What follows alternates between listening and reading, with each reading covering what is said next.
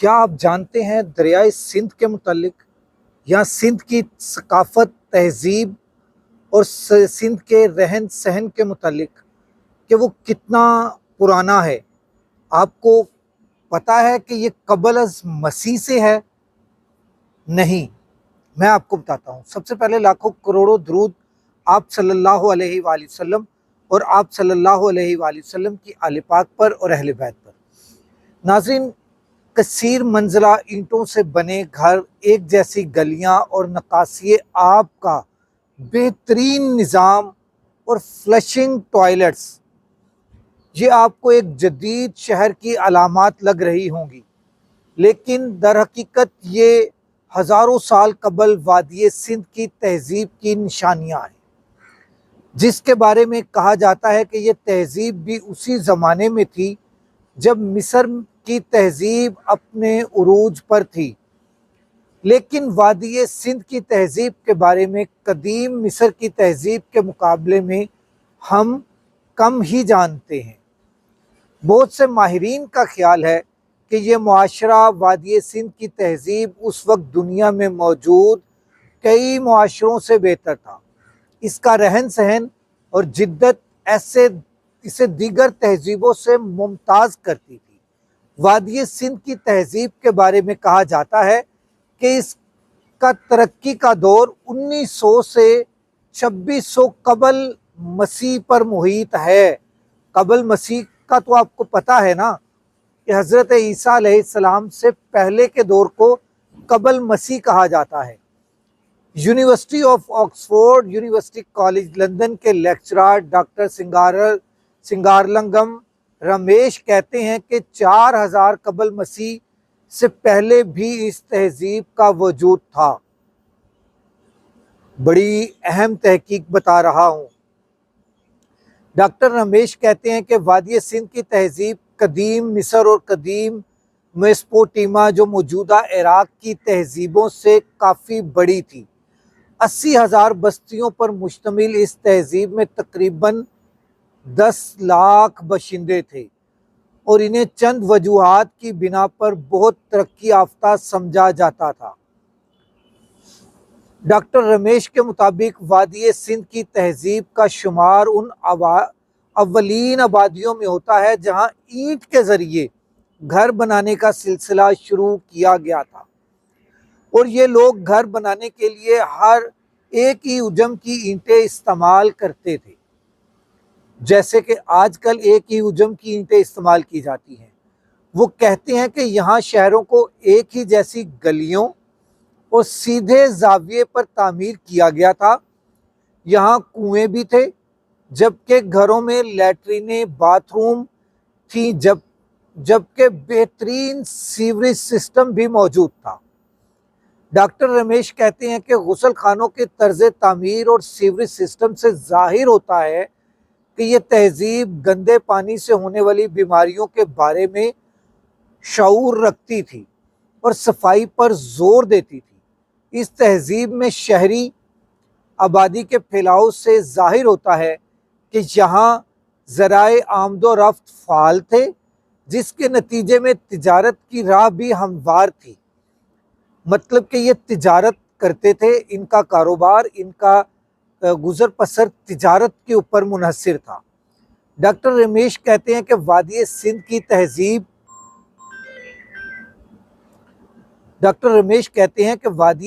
تہذیب کے لوگ قدیم عراق کے ساتھ لکڑی، موتیوں، تانبے اور سونا اور کپاس کی تجارت کرتے تھے، جس کو اب عراق کہتے ہیں، اس کے ساتھ۔ رمیش کہتے ہیں کہ آثار سے پتہ چلتا ہے کہ یہاں شہری علاقوں کی طرز پر ایک بہترین شہری حکومت موجود تھی۔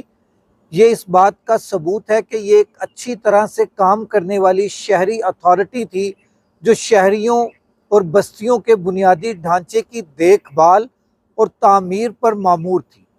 وہ کہتے ہیں کہ ان کا طرز حکمرانی کسی فرد واحد تک محدود نہیں تھا، یعنی کوئی حکمران اشرفیہ نہیں تھی، بلکہ اس میں اجتماعیت کی جھلک نظر آتی تھی، یعنی زیادہ سے زیادہ لوگ حکومت کا نظام و نسق سنبھالے ہوئے تھے۔ ان کے بقول یہ چیز وادی سندھ کی تہذیب کو دیگر معاشروں اور تہذیبوں سے الگ کرتی تھی۔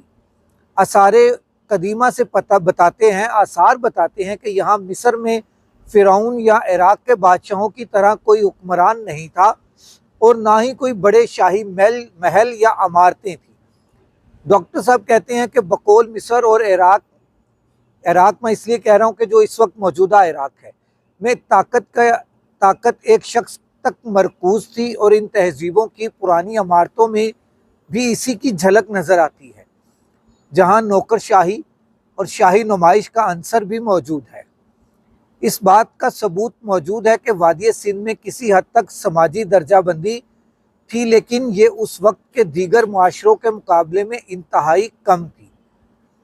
مصر اور موجودہ عراق کے آثار کے ذریعے سماجی درجہ بندی کا پتہ لگانا آسان تھا، لیکن سندھ میں گھروں کے حجم میں فرق موجود ہے، لیکن اس بات کی نشاندہی کرنا مشکل ہے کہ یہاں طبقاتی فرق کتنا وسیع تھا۔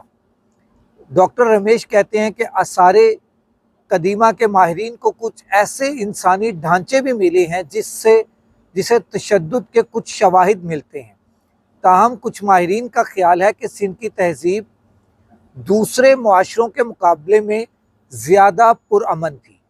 ڈاکٹر رمیش کہتے ہیں کہ یہاں کسی بڑی جنگ کے آثار نہیں ملتے، حالانکہ قدیم معاشروں میں یہ عام تھا۔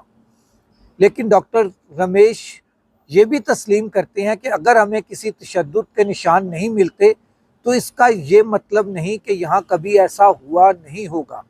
ان کے بقول اگر کوئی معاشرہ اپنی جنگوں کو زیادہ نمایاں نہیں کرتا یا تاریخ میں اس کی کوئی نشانی نہیں ملتی تو ہم یہ سمجھنے میں غلطی کر سکتے ہیں کہ وہ پرامن تھے یا نہیں۔ ڈاکٹر رمیش کہتے ہیں کہ اس تہذیب کے ساتھ میں اصل میں ہوا کیا؟ وادی سندھ کی تہذیب کے زوال کے اہم نظریات میں اس ماحولیاتی تبدیلی ہے۔ ڈاکٹر کہتے ہیں کہ 1900 قبل مسیح کے آس پاس چھوڑے جانے لگے تھے، اور ماہرین آثار قدیمہ اور موسمیاتی تبدیلی کے ماہرین اس کی وجہ مونسون سیزن میں آنے والی تبدیلیوں کو قرار دیتے ہیں۔ وہ کہتے ہیں کہ منجو داڑو میں کھدائی سے یہ ثبوت بھی ملے ہیں کہ اس تہذیب کے ختم ہونے سے قبل سیلاب کے اثرات کو کم کرنے کی کوشش کر رہے تھے۔ رمیش کا خیال ہے کہ وادی سندھ کی تہذیب کو سمجھنے سے جدید معاشروں پر اثرات مرتب ہو سکتے ہیں، کیونکہ اگر ہمالیہ کے گلیشیئرز آج تیزی سے پگھل جائیں تو تاریخ اپنے آپ کو دہرا سکتی ہے۔ ان کے مطابق سندھ کی تہذیب میں رائج اتفاق رائے پر مبنی طرز حکمرانی یعنی گورننس انہیں بچانے کے لیے کافی نہیں تھی، لیکن آج کے دور کے جدید معاشری اور موسمیاتی تبدیلیوں سے بچنے کے لیے کہیں بہتر اقدامات کر سکتے ہیں۔ ڈاکٹر رمیش کے بقول سندھ تہذیب کے لوگوں کے آس پاس یہ جاننے کی ٹیکنالوجی نہیں تھی کہ اصل میں ہو کیا رہا تھا، لیکن آج ہمارے پاس یہ تکنیکی سہولیات موجود ہیں۔ ہم اپنی ٹیکنالوجی کو زیادہ دانش مندی سے استعمال کر سکتے ہیں تاکہ ہماری تہذیب برقرار رہے۔ جی ناظرین، یہ میں نے آپ کو آج وادی سندھ مطلب کہ جو اس وقت موجودہ سندھ ہے اس کے متعلق آپ کو میں نے بہت اہم ولاگ میں تفصیلات بتائی ہیں، اور اس کے ساتھ ساتھ جو اس وقت موسمیاتی تبدیلیاں ہو رہی ہیں اس کے متعلق بھی میں نے آپ کو آگاہ کیا ہے کہ کس طرح سے بچا جا سکتا ہے۔ دیکھتے رہیں، اس چینل کا خیال رکھیں۔ اگلے ولاگ تک راشد اقبال قادری کو اجازت دیجیے۔ پاکستان زندہ باد، پاکستان پائندہ باد۔